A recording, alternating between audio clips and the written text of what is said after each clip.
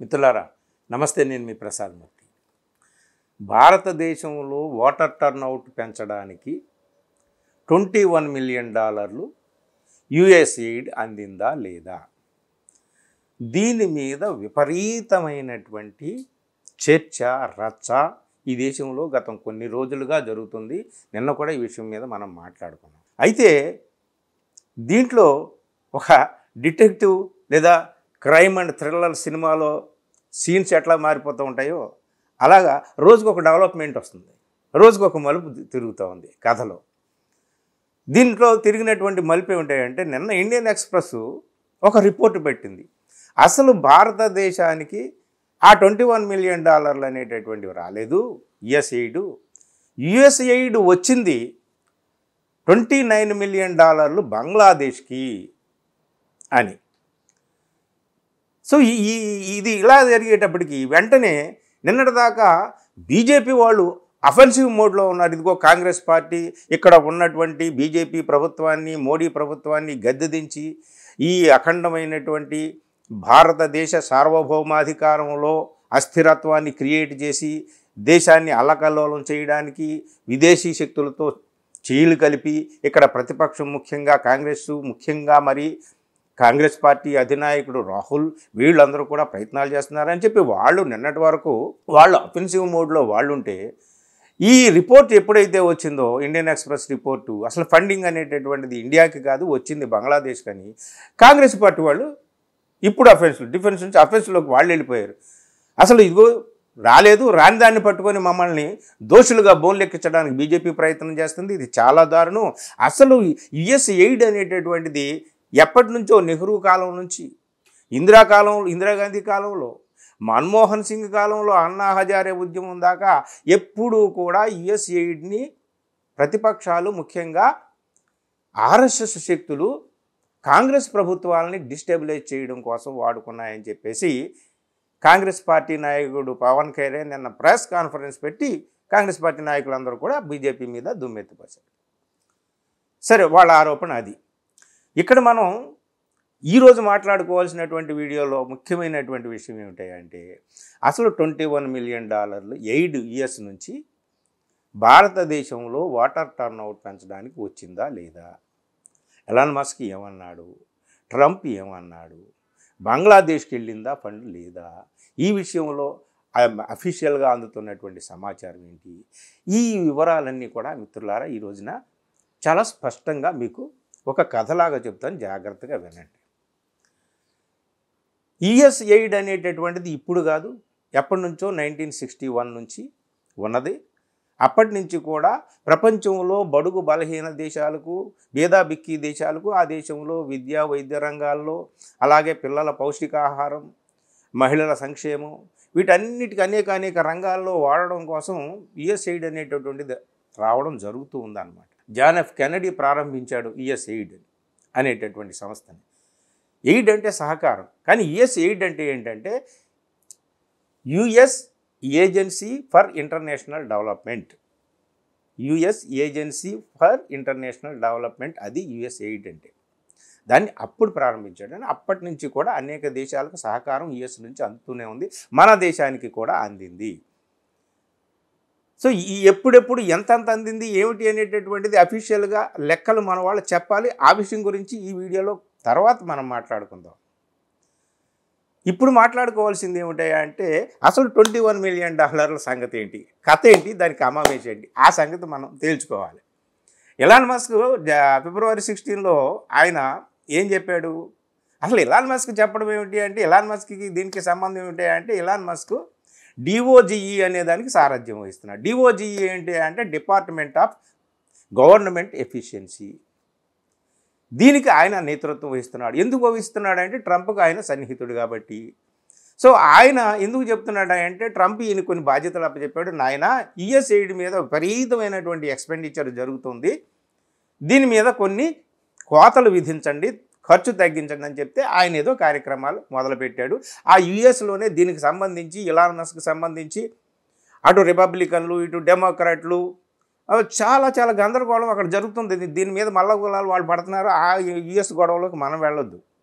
So Elon Musk ఆయన డిఓజిఈ funding లిస్ట్ని ఒకటి బయటపెట్టాడు. దాంట్లో $21 million allocation for water turnout in India అనేటటువంటిది చెప్పాడు. అది నిజమే. దాన్ని పట్టుకొని ట్రంప్ వెంటనే దాన్ని పొలిటిక్సైజ్ చేయడం కోసం దాన్ని ఏం చేశాడయా అంటే, ఏమిటి ఇండియాలో వాటర్ టర్న్అవుట్కి మనకి ఏమిటి సంబంధం? Why should we spend so much money? $21 million, $21 million why should we spend for Indian water turnout to elect somebody else అన్నాడు. అంటే మోడీని కాకుండా మరెవరినో గెలిపించడం కోసమా? ఆయన ఉద్దేశం ఇక్కడ మోడీకి సహకారం చేయడం కోసమో, కాంగ్రెస్ని ఏర్కాటం పెట్టడం కోసమో ఏమిటో అనేటటువంటిది సెకండరీ. కానీ ట్రంప్కి ఏమిటి అంటే ప్రధాన ప్రత్యర్థి శత్రువు ఎవరు? బైడెన్, అంతకుముందు ఉన్నటువంటి అధ్యక్షుడు. ఆయన ఇరకాటంలోకి పెట్టి ఆయన దోషిగా భూమిలో నిలబెట్టాలి. అందుకని చెప్పి జో బైడెన్ అనేటటువంటి వాడు భారతదేశానికి $21 మిలియన్ కేటాయించాడు. ఎందుకయ్యా అంటే అక్కడ మరొకరిని గెలిపించడం కోసం అనేటటువంటి మాట ఆయన వాడేటప్పటికి వెంటనే గట్టిగా పట్టేసుకున్నారు బీజేపీ వాళ్ళు. ఇక్కడ టాక్మని పట్టేశారు. బల్లి పురుగును పడుతుంది అలా పట్టేశారు. పట్టేసి ఇక ఇదిగో చూడండి, ఇండియన్ గవర్నమెంట్ని కుప్పకూల్చేసి ఇక్కడ డిస్టెబిలైజ్ చేసి ఈ భారతదేశపు అఖండత్వాన్ని సమస్తాన్ని కూడా కుప్పకూల్చేసి విదేశీ శక్తులతో చేతులు కలిపారు కాంగ్రెస్ పార్టీ వాళ్ళు, రాహుల్ గాంధీ వాళ్ళు. ఇదిగో $21 మిలియన్ ఇది అన్నారు. ఈ కథ ఎలాగుంటే నిన్న ఇండియన్ ఎక్స్ప్రెస్లో ఒక రిపోర్ట్ ఏమొచ్చిందంటే అసలు $21 మిలియన్ ఇండియాకి రాలేదు రా బాబు, $29 మిలియన్ బంగ్లాదేశ్కి వెళ్ళింది అని. ఇది కూడా ఎలాన్ మస్క్ ట్వీట్లో ఉంది. ఆయన బయటపెట్టినటువంటి లిస్టులో ఉంది. ఆయన చెప్పినటువంటి లిస్టులో $21 మిలియన్ పంపించడం జరిగింది బంగ్లాదేశ్కి for strengthening political landscape in Bangladesh అన్నాడు.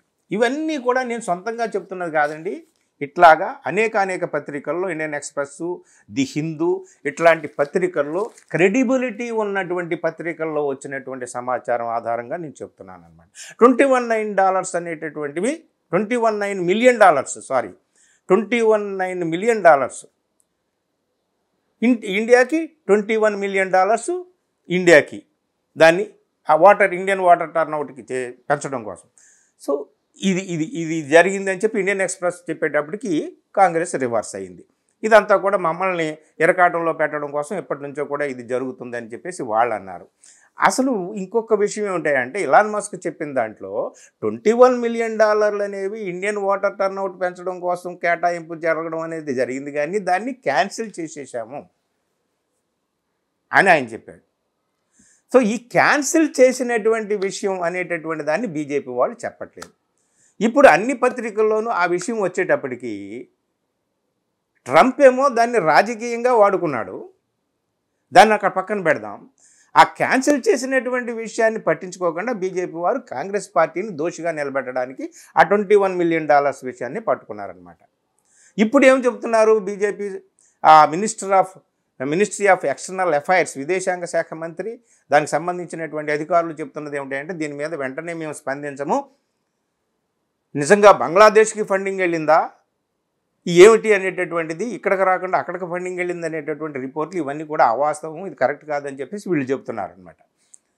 సో మిత్రులారా, జరిగింది ఒకటి, ఇక్కడికి కన్వే అయింది ఒకటి, ఇక్కడికి కన్వే అయిన దాన్ని తీసుకున్నది అంటే అధికారంలో ఉన్నటువంటి బీజేపీ వారు తీసుకున్నది ఒకటి, అలా తీసుకొని దాని ద్వారా ప్రతిపక్షాన్ని, ముఖ్యంగా కాంగ్రెస్ పార్టీని, రాహుల్ గాంధీని ఇరకాటంలో పెట్టడానికి, బోనెక్కించడానికి చూస్తున్నది ఒకటి, మనందరికీ తెలుస్తున్నది మరొకటి.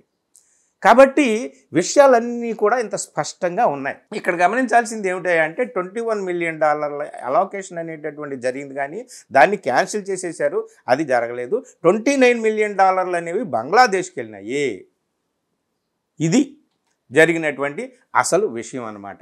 మరి లేని దాన్ని ఉన్నట్టుగా చూపించి అసలు ఈ భారతదేశానికి మొత్తం ద్రోహులు కాంగ్రెస్ పార్టీ వాళ్ళే, ఈ భారతదేశంలో ఉన్నటువంటి ప్రజాస్వామ్యాన్ని, ప్రజాస్వామికంగా ఎన్నికైనటువంటి ప్రభుత్వాన్ని కుప్పకూలు చేయడానికి కుట్రలు పన్నుతున్నారు విదేశీ శక్తులతో అని చెప్పి బీజేపీ వాళ్ళు ఇంతంత పెద్ద పదజాలం వాడి అసలు ఈ దేశానికి రాహుల్ గాంధీ లాంటి వాళ్ళు విలన్లు అని చూపించడానికి ఇంత పెద్ద ప్రయత్నాలు చేయడం ఏంటి?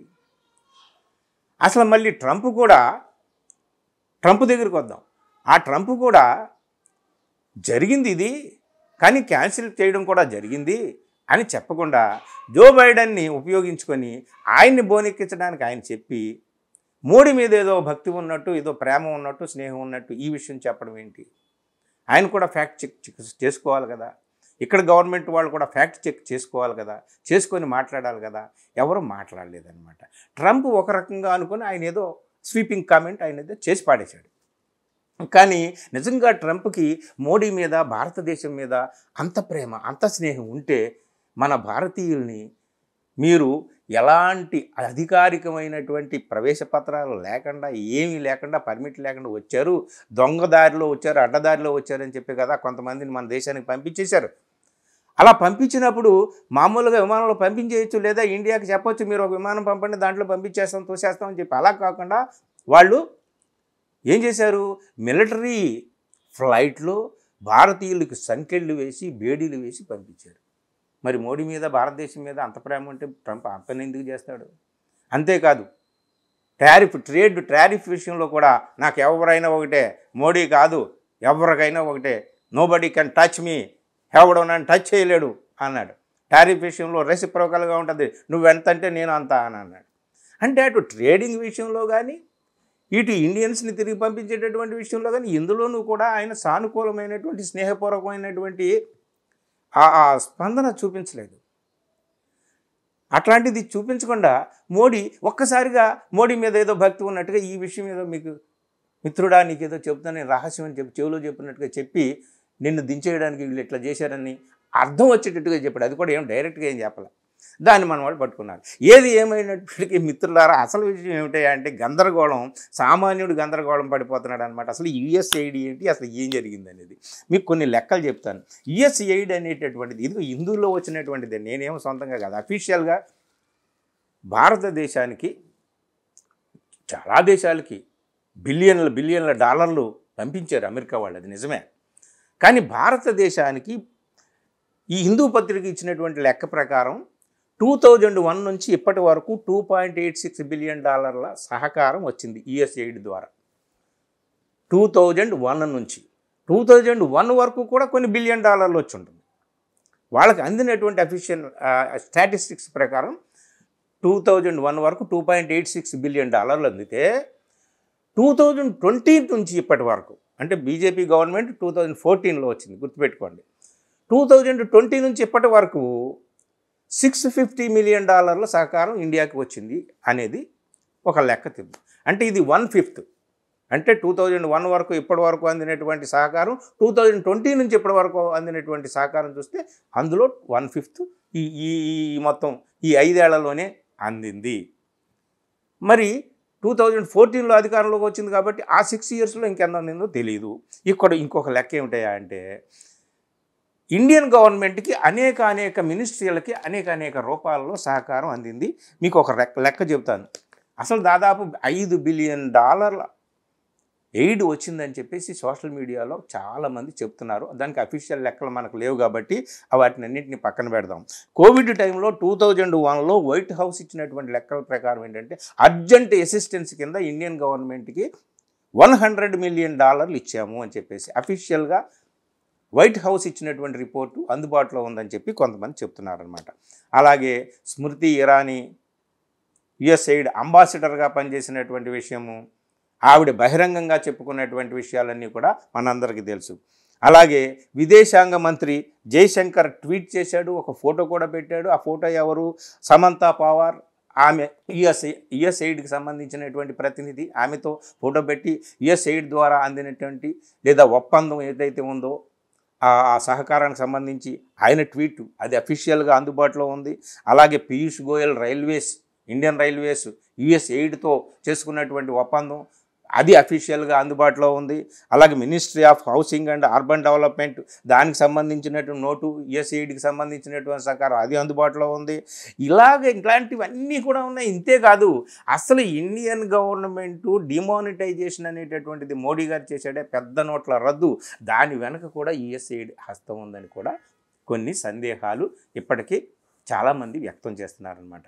ఇది మిత్రులారా యుఎస్ ఎయిడ్ అనేటటువంటిది. కేవలం ఒక వ్యక్తి ఇన్ని బిలియన్ డాలర్ల సహకారం ఒక రాజ్యం మనకి ఎందుకు చేస్తుంది? అందున అగ్రరాజ్యం, మరీ అందున అమెరికా ఎందుకు చేస్తుంది? వాళ్ళేదో భేదాభిక్కి సహాయం చేద్దామని చెప్పేసి చేయడం అనేటటువంటి ఒక విషయాన్ని పక్కన పెడితే, వాళ్ళ హృదయ వైశాల్యాన్ని అట్లా పక్కన పెడితే, వాళ్ళు సహకారం చేస్తూనే ఆయా దేశాల్లో అంతర్గత వ్యవహారాల్లో జోక్యం చేసుకుంటారనేటటువంటిది అమెరికా చరిత్ర మొత్తం మనకి చెబుతున్నటువంటి నగ్న సత్యం అన్నమాట.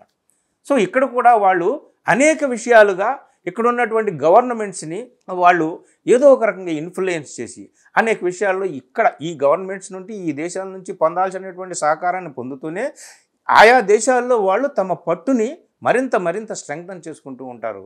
ముఖ్యంగా అమెరికా లాంటి అగ్రరాజ్యాలు అన్నమాట. సో యుఎస్ ఎయిడ్ చేసినటువంటిది మొత్తానికి ఏది ఏమైనా సరే కథ అడ్డం తిరిగిందండి. డామిట్, కథ అడ్డం తిరిగిందంటే గిరీశం అట్లాగా అద అడ్డం తిరిగి బీజేపీ వాళ్ళ చేతిలోంచి బాల్ ఇప్పుడు కాంగ్రెస్ వాళ్ళ చేతిలోకి వెళ్ళిపోయింది.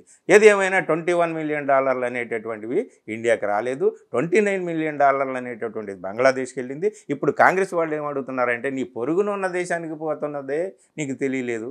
నిజంగా $21 మిలియన్ ఎక్కడికి వస్తే నీ నిఘా సంస్థలు ఏమైనాయి, నీ ఇంటెలిజెన్స్ సంస్థలు ఏమైనాయి, నీ గూఢచారి సంస్థలు ఏమైనాయి, నువ్వేమైనాయి, నీ పరిపాలన ఏమైంది, నీ ప్రభుత్వం ఏమైంది, నీకు ఆ మాత్రం లెక్కలు తెలీదా? విదేశం నుంచి ఒక సామాన్యుడికి ఒక $100 వస్తేనే బ్యాంకులు లెక్కలు అడుగుతాయే.